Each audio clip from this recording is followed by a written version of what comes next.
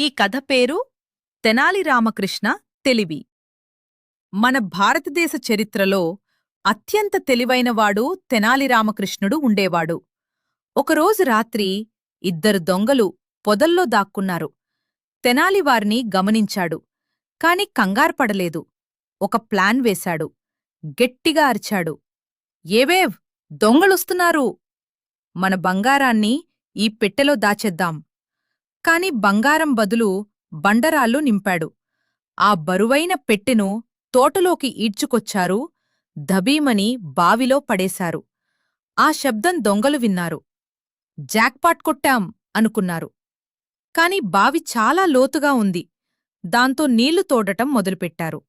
Bucket తర్వాత bucket. ఆ నీళ్లన్నీ తోటకంతా పారాయి.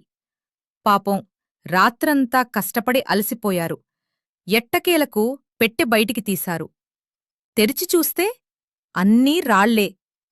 నా తోటకి నీళ్లు పోసినందుకు థాంక్స్ అన్నాడు తెనాలి. సబ్స్క్రైబ్ చెయ్యండి.